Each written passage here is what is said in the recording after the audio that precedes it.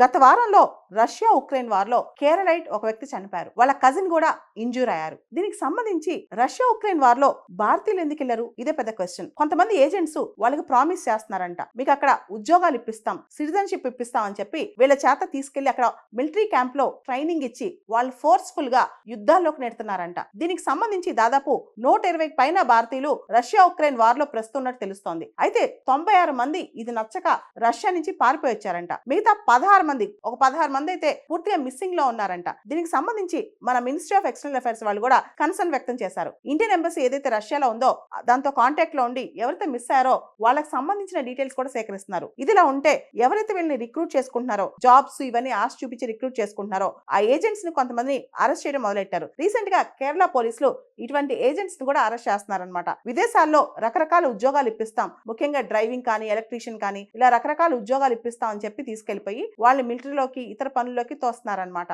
ఇదంతా కూడా కేవలం రష్యా ఉక్రెయిన్ వారే కాదు, రీసెంట్ గా కూడా ఇలాంటి గ్యాంగ్స్ థాయిలాండ్, కాంబోడియా అక్కడి నుంచి ఆపరేట్ చేస్తూ ఇండియన్స్ ని తీసుకెళ్తున్నారన్నమాట. కొంతమంది నమ్మి నిజంగా ఉద్యోగాలు వస్తాయని చెప్పి వీళ్ళు వెళ్తున్నారు. జనరల్ గా ఇండియన్స్ మిడిల్ ఈస్ట్ కానీ ఇజ్రాయెల్ లాంటి దేశాలు, ఇతర మిడిల్ ఈస్ట్ దేశాలు వెళ్తారు. లేదా రీసెంట్ గా తైవాన్ కూడా చాలా మంది వెళ్ళి పని చేసుకుంటున్నారు అనమాట. బెటర్ లివింగ్ ఆపర్చునిటీస్ వస్తాయి, అక్కడ మనకి వెళ్తే ఉద్యోగాలు వస్తాయి, మన ఇంట్లో వాళ్ళని బాగా చూసుకోవచ్చు అని చెప్పి అక్కడికి అప్లై చేసి వెళ్తారు.